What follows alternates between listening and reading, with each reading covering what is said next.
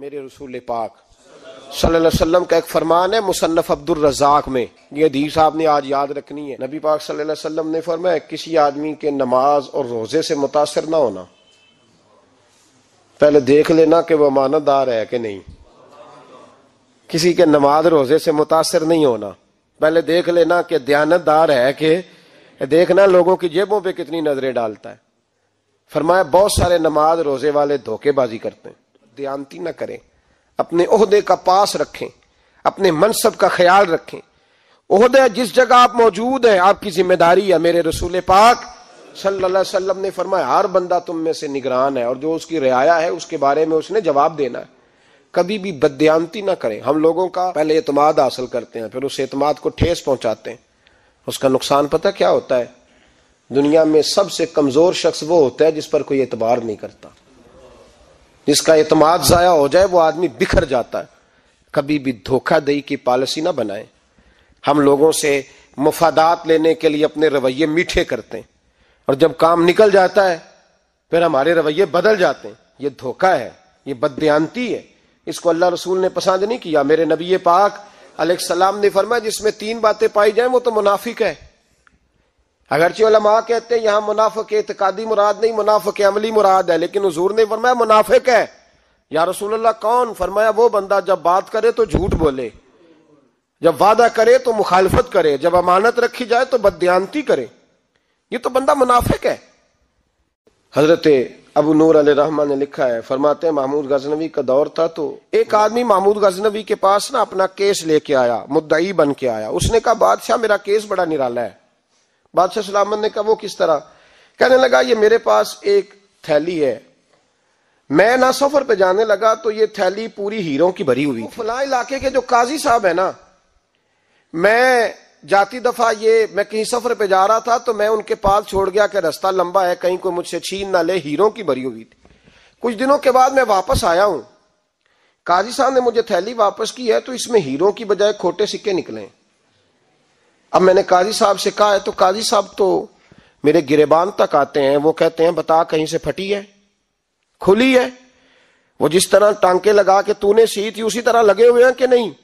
تو حضور لگے بھی بالکل اسی طرح ہے، نہ پھٹی ہے نہ کھلی ہے۔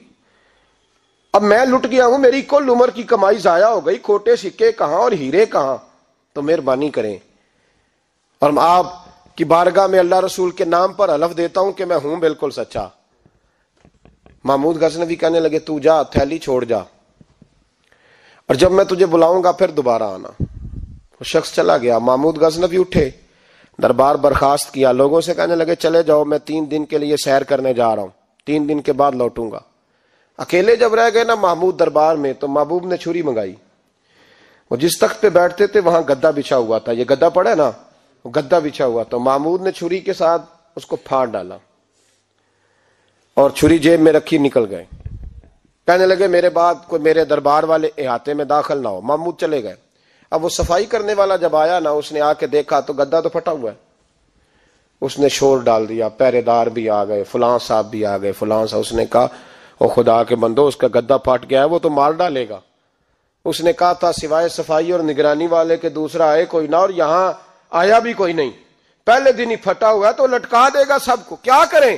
شور ہو گیا، سارے دربار کے ملازمین اکٹھے ہو گئے۔ ایک بندہ بولا، کہنے لگا فکر نہ کرو، میں کیسے بندے کو جانتا ہوں، اس طرح سیے گا کہ جس نے پھاڑا ہوگا اسے بھی پتہ نہیں چلے گا کہاں سے پھٹا تھا، ایسا بہترین رفو کرے گا کہ پتہ بھی۔ اس نے کہا یار ہم سارے 1 مہینے کی تنخواہ دیتے ہیں، تو بندہ بلا۔ وہ بلا لیا اس کو، اس کا نام محمد رفو گر تھا۔ وہ آیا، اس کو گدا دکھایا، اس کا یار اس طرح سینا پتہ نہ چلے۔ اس نے کہا فکر ہی نہ کرو، میں بڑا کاریگر ہوں۔ بڑے بڑے کاریگر لوگ نہیں ہمارے ملک میں پائے جاتے، کوئی نشان چھوڑتے ہیں پیچھے؟ بڑے کاریگر کا پیسے ہونے چاہیے، بڑے بڑے کاریگر بندے۔ آپ یقین کریں ایسا فلسفہ، یہ عمرہ عبادت ہے نا، سرکار دو عالم صلی اللہ علیہ وسلم کی بارگاہ کی حاضری بڑی نعمت ہے نا۔ تو سعودی گورنمنٹ نے پابندی لگا دی، خیر ان کی بھی زیادتی ہے، اس طرح کی پابندیاں شریعت اسلامیہ میں جائز نہیں۔ اللہ کے گھر مسلمان جب چاہے جا سکتا ہے، لیکن وہ کہتے ہیں جی 2000 ریال دے جس نے 2 سال بعد بھی آنا ہے۔ انہوں نے پابندی لگائی تو ہمارے ایجنٹوں نے بھی کئی خاص ٹریننگ حاصل کی ہوئی ہے، پتہ نہیں کہاں سے سیکھ کے آئے، انہوں نے بھی رستہ نکال لیا۔ ایک صاحب سے میں نے کہا کہ جناب وہ 2000 ریال لگ گیا تو کیا کرنا ہے؟ کہنے کوئی مسئلہ نہیں، پاسپورٹ نواں بنوا لو، گنجائش ہے، یعنی ہر شے کا حل ہے۔ وہ میں نے کہا یار اب عمرہ کرنے جاتے وقت بھی بندہ دھوکہ دے کے جائے، اللہ کے گھر جاتے وقت بھی اس طرح کی حرکت کرے، کیا حال ہو گیا؟ ہر چیز کا لوگوں نے حل نکال لیا، ہر چیز کا لوگوں نے سٹائل بنا لی۔ ایسا نہ کریں، یہ درست نہیں۔ احمد رفو گر کہنے لگا اس طرح سیوں گا کہ پھاڑنے والے کو بھی پتہ نہیں۔ ان کا پیسے لے یار تو سی دے۔ اس نے سی دی، اگلے شام ہی لا کے بچھا دیا گدا۔ تیسرے دن بادشاہ سلامت آئے، آ کے پہلی نظر گدے پہ ڈالی، اس نے بلایا سب ملازمین کو، کہا کس نے سیا ہے؟ کہا جناب کیا ہوا؟ کہا یہ پھٹا ہوا تھا۔ کس نے؟ کہا نہیں پھٹا ہی نہیں۔ وہ کہنے لگے بنو بات میں خود پھاڑ کے گیا تھا، تو بتاؤ صحیح سیا کس نے ہے؟ کہا جناب آپ پھاڑ کے گئے تھے تو بتایا کیوں نہیں؟ فرمانے لگے اسی لیے تو بتایا نہیں تھا کہ تم خود تحقیق کر لو، بلاؤ بتاؤ سیا کس نے۔ تو بلا لیا، احمد رفو گر آ گیا۔ اس کو جب بلا کے سامنے بادشاہ کھڑا کیا، کہا بھئی تم نے سیا ہے؟ کہنے لگا حضور آپ کے سارے ملازم کٹھے ہو کے آئے تھے، میری غلطی کوئی نہیں۔ کہا نہیں یار تو بڑا کاریگر ہے، میں نے اپنے ہاتھ سے پھاڑا تھا پر مجھے بھی نہیں پتا چل رہا کہاں سے پھٹا تھا۔ اچھا یہ بتا یہ تھیلی جو ہے یہ بھی تو نے سی تھی؟ اس نے کہا جی آپ کے خادم کا ہی کارنامہ ہے، وہ فلانے علاقے کے قاضی صاحب آئے تھے، اس میں سے ہیرے نکال کے تو کھوٹے سکے بھرے تھے، تو مجھے بھی تھوڑا سا حصہ ملا تھا۔ محمود نے سارے گواہ بھی اکٹھے کر لیے، ثبوت بھی اکٹھے کر لیے۔ پھر قاضی کو بلایا، پہلے سارے ثبوت اور گواہ کیس حل کر لیا۔ پھر ہمارے ہاں یہ حال ہوتا ہے کہ مدعی 2-3 ہفتے کے بعد خود ہی ہاتھ باندھ جاتا ہے، کہنا تسی میری جان چھڈو، مجرم پھڑو پاوے نہ پھڑو۔ وہ کہتا ہے مجھے معافی دو، میں رہا۔ ظلم ہے نا، ظلم زیادتی ہے کہ جو بیچارہ اتنے سوال مجرم سے نہیں ہوتے جتنے مدعی سے ہوتے ہیں۔ اب یقین کریں اتنے سوالات ہوتے، بیچارہ ہف جاتا ہے۔ یہ طریقہ درست تو نہیں، ایک لٹ گیا اور دوسرا طرح طرح کے سوالوں کے جواب دیتا پھرے بیچارہ۔ سارے ثبوت اکٹھے کر کے قاضی صاحب کو بلایا، تنہائی میں لے جا کے محمود غزنوی نے کہا قاضی صاحب آپ سے غلطی ہو گئی، غریب آدمی تھا، وہ لٹ گیا ہے، اس نے تو بڑی مشکل سے کچھ ہیرے جمع کیے تھے اور اس کی کل کائنات تھی، تو آپ اس کا مال اسے دے دیں، بات ختم۔ قاضی صاحب کہنے لگے آپ مجھ پہ الزام لگا رہے ہیں، سوال ہی نہیں پیدا ہوتا۔ آپ میری داڑھی دیکھیں، آپ میرا اعزاز دیکھیں، دنیا جانتی ہے میں اس کا۔ قاضی صاحب انسان بھول ہی جاتا ہے، بندہ بھول جاتا ہے، غلطی ہوگی، مال نے کہا نہیں سب کہا میں تنہائی میں پوچھ رہا ہوں، میں اس وقت پوچھ رہا ہوں جب دوسرا موجود کوئی نہیں، آج توبہ کر لے، میں کچھ نہیں کہوں گا، تو میری زبان پہ اعتبار کر، تجھے پتا ہے میں جو کہتا ہوں اس پہ عمل بھی کرتا ہوں، باز آ جا۔ پر قاضی نے کہا نہیں میری غلطی کوئی نہیں۔ محمود نے پھر بڑے دربار میں بلا لیا، مجمع عام میں۔ مہلت کے دنوں میں جو توبہ کر لے وہ بچ جاتے ہیں، لیکن لوگ رسوائیوں کے دنوں میں پھر واپس لوٹتے ہیں اگلا گھر دیکھ کے، پھر حالات اور طرح کے ہو چکے ہوتے ہیں۔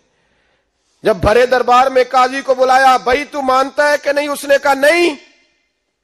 تو کہا بلاؤ احمد رفو گر کو۔ جب وہ احمد رفو گر آیا تو بوڑھے قاضی کی ٹانگیں کانپنے لگی، جملے ٹوٹنے لگے، لفظ زمین پر گرنے لگے، بات صحیح نہیں ہوتی، زبان لڑکھڑانے لگی۔ محمود کہنے لگے قاضی میں نے تجھے کہا تھا وہاں مان جا بات، اب بڑے دربار میں بول۔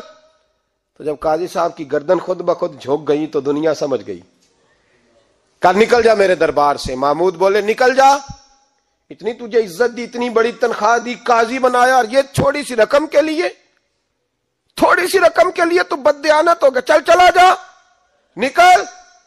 قاضی دربار سے نکلا تو لوگ لعنتیں برسانے لگے۔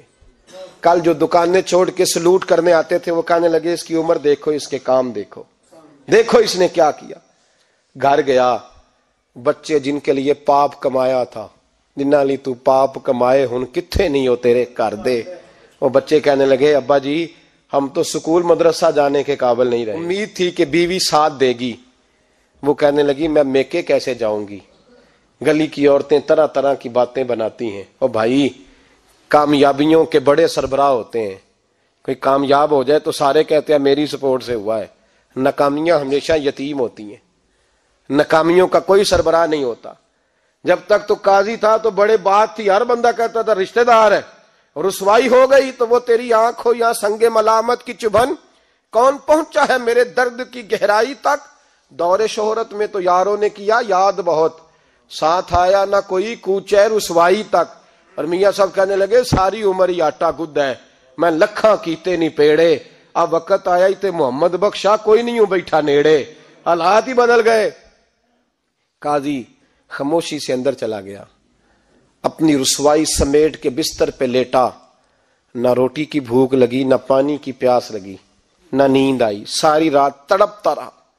سویرے گھر والوں نے دروازہ کھولا تو روح پرواز کر گئی تھی، دنیا چھوڑ گیا۔ حضرت ابو نور علیہ رحمہ بولے، فرمانے لگے یاد رکھو کبھی بددیانتی نہ کرنا، کبھی۔ یہ تو محمود غزنوی کی عدالت تھی، قیامت میں رب کریم کی عدالت لگے گی۔ اور فرمایا وہاں تو گواہی دینے والا احمد رفو گر تھا، قیامت میں تو تمہارے اپنے ہاتھ پیر گواہیاں دیں گے، ہمارا اپنا وجود گواہی دے گا۔ اور فرمایا یہاں تو لانتے دنیا دار برساتے تھے، وہاں فرشتے ہوں گے۔ اور قاضی کو تو موت آ گئی تھی، قیامت میں تو دوبارہ موت بھی کوئی نہیں آئے گی، وہاں تو رہنا ہے اور سہنا ہے۔ اتنی بددیانتی معاشرے میں، اتنی بددیانتی ہر جگہ۔ اس معاشرے کا بھی کچھ بنے گا جہاں دوائی بھی خالص نہ ملے، یا دوائی میں بھی بددیانتی ہو۔ لوگ اپنے بچے کو آکسفورڈ یونیورسٹی میں پڑھانے کے لیے غریبوں کے بچوں کے رگوں میں جو دوائی اتارے وہ بھی 2 نمبر۔ اتنا بڑا بھی کوئی بددیانت معاشرہ ہوتا ہے کہ لوگ یہاں تک دھندا کریں، یہاں تک کہ لوگ لوگوں کی زندگیوں سے کھیل جائیں اور ہمیں احساس تک نہ ہو کہ کوئی مر جائے گا، کوئی ڈوب جائے گا، کیا بنے گا۔ اور جس نے وہ اپنی رجسٹر کی دوائی کی، اس نے 2-4 لاکھ روپیہ لیا اور اس نے یہ نہیں سوچا کتنے انسان میری وجہ سے مریں گے۔